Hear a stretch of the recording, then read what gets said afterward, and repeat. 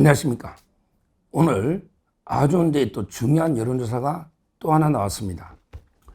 어제 그 에버리 리서치에서 이제 그 오차범위 4.1% 오차범위 이걸 제가 소개했고요. 오늘은 이제 그 정례 여론조사 여러 번 이게 그 매주 제가 소개했죠. 아시아 투데이하고 그 다음에 그 한국 사회 여론 평판 연구소 영어로 이제 그 코프라 KOPRA 코프라 여기도 이게 매주 여론조사를 합니다. 그러면 이제 그 추세가 아주 이제 그 중요한 거예요. 근데요, 저번 주에는 이제 그 7% 차이 났어요. 저번 주에. 근데 오늘 논 여론조사는 이제 그 5%로 접근했습니다. 이게 저는 진짜 민심이다. 이게 바로 진짜 여론이다. 이렇게 봅니다. 지금 이재명이 근데 46, 그 다음에 김문수 41, 5% 차이 난 거예요. 그 다음에 이준석이가 10. 처음으로 이준석이도 8, 9 이랬는데 이거 10이 놓은 거죠. 뭐 거기서 이게 왜 진짜 저는 여론이냐. 이렇게 보면요. 제가 누누이 말했지만 이거 이재명이는요. 50을 넘을 수가 없어요. 50은 이게 저는 어렵다 봅니다. 워낙에 비호감도가 높아서. 이준석이는 이제 이거 10을 넘을 수가 없거든요. 그러면 이게 그 40 이상이 김문수가 노는 게 맞는 거죠. 맞는 거예요. 평균을 아무리 갤럽이나 리얼미터나 조작하려 해도 이재명의 평균은 48입니다. 이준석이는 이제 그 7, 8입니다. 평균은 7.5 정확하게. 그러면 이제 그 김문수 후보 지지는 이제 그 따져볼 필요가 없는 거예요. 왜 그러냐면 이게 그 둘이 빼고 나면 그게 바로 보수인데 평상시에 이제 이거 좌파 여론조사 기관 전화 오면 전화도 안 받는 거죠, 뭐. 전화도 안 받는 거예요. 샤이 보수 또는 이게 그 최근에 워낙 이제 이거 우리 우파 쪽에서 상당히 그 좀 분열적인 여러 이제 그게 있었기 때문에 전화도 잘 안 받고 이러다 보니까 이게 그 갤럽이나 리얼미터 잘 안 잡히는 건데 그러는데 그 공정이나 코프라 또 어제 그 에버리 리서치 매주 이게 정례조사를 하다 보면요. 이쪽은 이제 좀 공정하게 노니까 응답을 하는 것 같아요. 실제 제가 보기 그 좌파들은 어떤 전략을 펴느냐.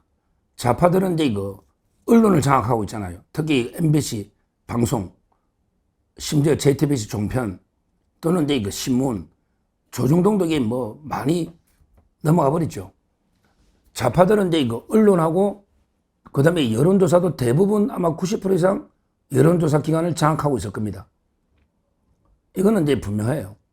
그럼 어떻게 한다?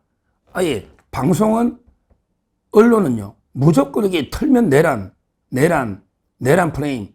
오늘 이게 뭐 윤 대통령이 영화 보러 가도 부정선거 주장 내란. 그럼 이게 그 영화 만든 이영돈도 내란, 전환기에도 내란. 전부 이게 윤석열 대통령뿐만 아니라 모든 사람이 이제 이거 이재명만 비판하면 이재명이 보고 커피 야 원가가 120만 원, 120원 커피 원가가 왜 120원이야? 업주들이 비판하니까 야 너도 이게 내란 세력이네? 이래. 야 뭐든지 예를 들어 이준석이가 호텔 경제학 말도 안 되게 노쇼 호텔 예약했다가 취소하면 경제가 살아난다. 이걸 이게 비판했더니 야 이준석이 너도 내란. 뭐든지 와 이재명이만 욕하면 이게 내란 세력이야. 제가 이게 이재명이 망언들 욕하면 서정욱이 니도 내란 세력. 전부 이게 내란이야. 그러니까 이제 언론에서는 털면 내란이야. 이러니까 이게 선거가 공정하게 되겠습니까? 이 프레임으로 이게 딱 일단 좌파들은 제압을 하는 거예요. 그리고 이제 여론조사 총동원 하죠. 좌파들은 이제 뭐 우리 정권 잡으면 여론조사 먹여 살려줄 거니까 그러면 이게 너 다 만들었네. 이런 식으로 해가지고 이제 그 압도적으로 차이를 내버리면 그러면 이게 어떻게 한다? 우리 보수들이 자포자기 할 수가 있거든.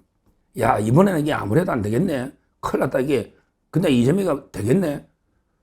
와, 이게 투표해도 실래? 이러면서 이게 그 스스로 두려움에 빠져서 이게 그 자포자기하게 만드는 요런 이제 가스라이팅, 요런 게 전술을 쓰기 때문에 좌파들이 엄청나게 여론을 조작해서 차이를 내고 있는 거예요. 실제 제가 갤럽에 다니는 선배 만났더니 갤럽에서도 자기들 조사 안 믿는데, 갤럽 조사 안 믿는다니까요. 그러게 조작미터, 리얼미터도 마찬가지입니다. 자기들도 그렇게 차이가 날 리가 있나요? 특히 이재명이라는 게 아주 비호감도가 압도적 1인 후보가 나왔는데, 그러게 민주당이 이런 짓을 하고 있는데, 아무리 우리가 뭐 계엄이나 탄핵이 좀 불리한 게 있다 하더라도 이렇게 체제 전장에서 압도적으로 밀릴 수는 없는 거거든요. 없는 거예요. 그리고 이제 이준석 표가 또 이게 다 보수표가 아니에요. 제가 보기에 한 30, 40%는 이재명 표고, 나머지가 이제 김문수 표인데, 이렇게 조금씩 나눠 가지고 있는 거예요. 따라서 단일화한 데서 그대로 산수처럼 이게 더하기가 되는 것도 저는 아니다. 오늘 아시아투데이, 코프라, 오늘 조사 노잖아요. 이준석, 김문수가 단일화하면 4% 지는 거예요. 단일화 안 해도 5%예요. 그러니까 지금이라도 단일화에 계속 목매는 게 안 맞다는 거예요. 제 말이 맞잖아요. 이준석이는요, 고립시켜가지고 고사시키 되는 거예요. 포기하도록. 드랍. 단일화 하는 게 너 우리 당대표 시켜줄게. 단일하자. 이렇게 제안했다고 폭로했잖아요. 개혁신당에서. 개혁신당의 이동훈 대변인이 원래 윤석열 대통령 초대 대변인이거든. 조선일보 논설위원 하던. 거기 개혁신당에 가 있는데 폭로를 했더라고. 친윤 의원들이 이준석이 단일하자. 너 당대표 시켜줄게. 한동훈한테는 당권 못 주니까 네가 들어해라. 이거는 저는 말도 안 된다 봐요. 뭐 당권이 아무나 시켜준다고 되는 겁니까? 저는 한동훈이든 이준석이든 상당히 어렵다 봐요. 청산 대상으로 새로운 청년 정치인을 키워야 된다. 저 이렇게 여러 번 이야기했잖아요. 오늘 여론조사 보면 단일화해도 4%, 단일화 안 해도 5%입니다. 그러니까 제 말은 오늘 놓은 이준석의 10%를 어떻게든 4표다 고사시키게 되는 거예요. 그래서 이제 이준석을 3, 4%로 묶어야 되는 거예요. 드랍하면 제일 좋고 묶어야 되는 거예요. 그러면서 이재명은 평균 한 47, 8, 요 정도로 가면요. 3, 4% 묶으면 바로 게임이 되지 않아요. 그러면 동률이 되는 거예요. 여기서 이제 우리가 이기려면 콘크리트 빼고 개딸들 빼고 지금 대세론에 붙어서 이재명 편에 가 있는 요런 이제 2, 3%를 뺏어와야 된다. 그게 여러 가지 이제 우리 안보 세력, 군인들 중에도 계엄 때문에 이재명 쪽에 붙어 있는 사람들 다시 돌아오게 만들어야 돼요. 그 다음에 의사들, 특히 중요하다. 의사들도 의료개혁 때문에 국민이 많지만 이분들에게 돌아오도록 정책으로 끌어야 됩니다. 정책으로 끌어야 되는 거예요. 그러면 저는 충분히 우리가 체제 전쟁에 이길 수 있다. 이렇게 보고요. 오늘 추세가 아주 중요합니다. 이제 3자 대결에서도 5%로 근접했다. 저번주보다 2% 올랐잖아요. 이런 식으로 계속 추세가 중요한 겁니다. 우리가 절대 좌파들의 언론 조작, 그 다음에 여론 조작에 주눅 들거나 두려워해서는 안 됩니다. 우리가 진짜 걱정할 거는 이재명이 못 막는다. 큰일 났다. 이민 가야 되나. 이런 식으로 이재명을 두려워하는 두려움 그 자체가 진짜 우리가 두려워해야 할 것이다. 이렇게 저는 봅니다. 진짜 여론은요, 제가 보기에 저는 오차범위에서 간다고 저는 보고 있습니다. 지금 여론도. 왜 그러냐면요. 왜 그러냐면 이재명이 걸 보면 알거든요. 이재명이가 일주일에 평균 한 20개 놓으면 평균이 48입니다. 이미 이재명은 극대화됐다고 저는 봅니다. 지지율이. 왜 그러냐면 몇 년 동안 준비했고 이미 샤이 좌파는 없어요. 자기들에게 당당하게 권력 잡은 것처럼 떠드니까 최대한 응답하면서 최대한 길을 살려가지고 다게 하기 때문에 이재명은 이미 한계치, 임계치에 전 달했다 보는 거예요. 그게 48이다. 48. 그러면 충분히 저는 김문수 후보가 따라잡을 수 있다. 왜 그러냐면 이제 김문수 후보 참 인간적인 매력, 인간적인 자질이 너무 다르잖아요. 이재명이하고 너무 비교되잖아. 도덕성이나 청렴 또는 능력, 업적이 보이잖아요. 너무 이재명과 김문수 차이가 크다. 이거 하고요. 그 다음에 결과적으로는 이제 정책으로 보면요.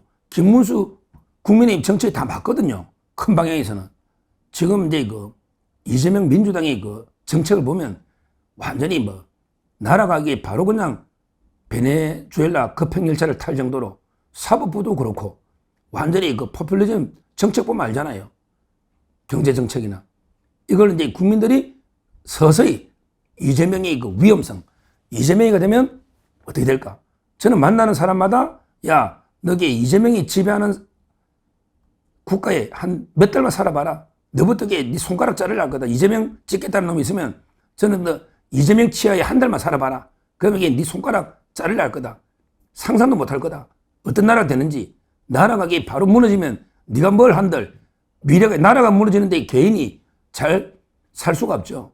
이 위험성을 우리 국민들에게 한 사람 한 사람 절박하게 알려야 됩니다. 지금 제대로 된 게 그 여론조사 우리가 절대 뭐 좌파 여론조사에 쏘아가지고 이번에 포기하자. 도저히 안 된다. 뭐 이러면서 나 투표도 안 할란다. 이럴서는 절대 안 된다. 이 말입니다. 정말 좋은 이게 여론조사. 이게 진짜 여론. 이게 진짜 민심. 코프라는 게 쭉 우리 장기간 매주 추세를 해왔기 때문에 지금 상당히 김문수 후보 지지가 우상향 바로 이게 급상승하고 있지 않습니까? 드디어 5%까지 따라잡았다. 코프라 기준. 어제 4.1%도 있고요. 공정도계 한 7, 8% 이렇게 근접이 돼 있다. 근데 저는 실질은 이거보다 더 차이는 저는 적다 봅니다. 왜? 좌파들은 기세등등해서 다 응답하거든요.